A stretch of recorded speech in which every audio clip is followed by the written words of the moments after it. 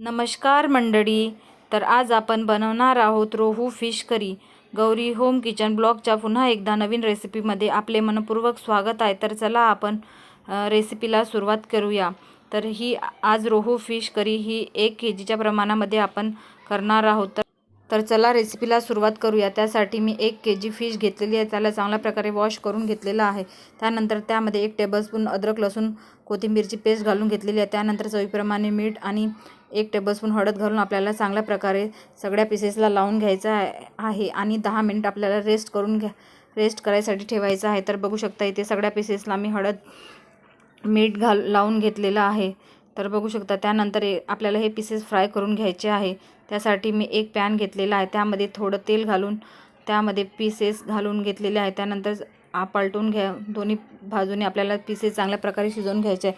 त्यानंतर पुन्हा एकदा तेल घालून आपल्याला उरलेले पीसेससुद्धा चांगल्या प्रकारे फ्राय करून घ्यायचे आहे. तर बघू शकता इथे आपले पीसेस फ्राय झालेले आहेत. त्यानंतर त्याला एका प्लेटमध्ये काढून घ्यायचं आहे. त्यानंतर आपल्याला करी बनवण्यासाठी अद्रक लसूण पेस्ट कोथिंबीरची पेस्ट करून घेतलेली आहे. त्यानंतर 2 कांद्याची पेस्ट आणि 4 टमाटरची पेस्ट तयार करून घेतलेली आहे. यामध्ये काहीच मी आंबट वापरलेलं नाही, त्यामुळे आपल्याला 4 टमाटर घ्यायचे आहे. तर बघू शकता इथे त्यानंतर मी एका कढईमध्ये 4 टेबलस्पून तेल घेतलेलं आहे. त्यानंतर तेल गरम झाल्यानंतर त्यामध्ये आपल्याला कांद्याची पेस्ट घालून घ्यायची आहे. कांदा आपल्याला चांगला तेलामध्ये परतून घ्यायचा आहे. कांदा आपल्याला लालसर होईपर्यंत परतून घ्यायचा आहे. तर बघू शकता इथे कांदा आपला चांगल्या प्रकारे लालसर झाला आहे. त्यानंतर त्यामध्ये अद्रक लसूण कोथिंबीरची पेस्ट घालून आपल्याला चांगल्या प्रकारे परतून घ्यायचं आहे. ही रेसिपी बनवायला एकदम सोपी आहे. तर बघू शकता इथे आपला कांदा अद्रक लसूणची पेस्टसुद्धा चांगल्या प्रकारे तेलामध्ये परतून झालेली आहे. त्यानंतर आपण काही मसाले घालून घेणार आहोत. त्यामध्ये 1/2 टेबलस्पून हळद, 1 टेबलस्पून कांदा लसूण मसाला, 1 टेबलस्पून गरम मसाला, 1 टेबलस्पून धनिया पावडर घालून घ्यायचा आहे. तर बघू शकता इथे आणि चांगल्या प्रकारे आपल्याला सगळे मसाले तेलामध्ये चांगल्या प्रकारे परतून घ्यायचे आहे. त्यानंतर आपल्याला त्यामध्ये 3 टेबलस्पून मिरची पावडर आणि चवीप्रमाणे मीठ घालून घ्यायचं आहे.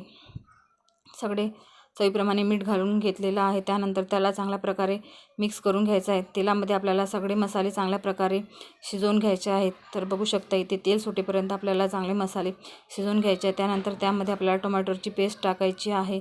तर बघू शकता इथे टोमॅटोची पेस्टसुद्धा त्यामध्ये टाकून घेतलेली आहे आणि आपल्याला चांगल्या प्रकारे तेल सुटेपर्यंत शिजवून घ्यायचं आहे.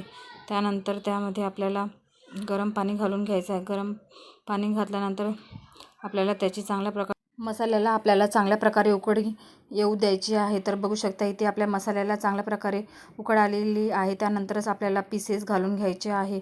तर बघू शकता इथे मसाल्याला चांगल्या प्रकारे उकळी आल्यानंतर चांगल्या प्रकारे आपल्याला परतून घ्यायचं आहे. त्यानंतर आपल्याला फ्राय केलेले पीसेस त्यामध्ये घालून घ्यायचे आहे आणि झाकण ठेवून आपल्याला 10 मिनिट रेस्टसाठी शिजवून घ्यायचं आहे. त्यामध्ये डोकासुद्धा घालून घेतलेला आहे.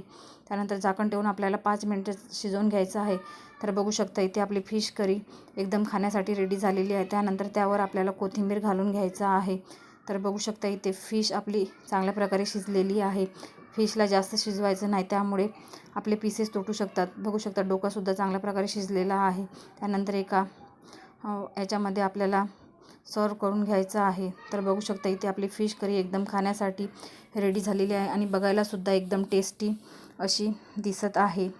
तर बघू शकता इथे आपली फिश करी एकदम पाहायलासुद्धा किती मस्त दिसत आहे आणि खायलासुद्धा एकदम टेस्टी झालेली होती.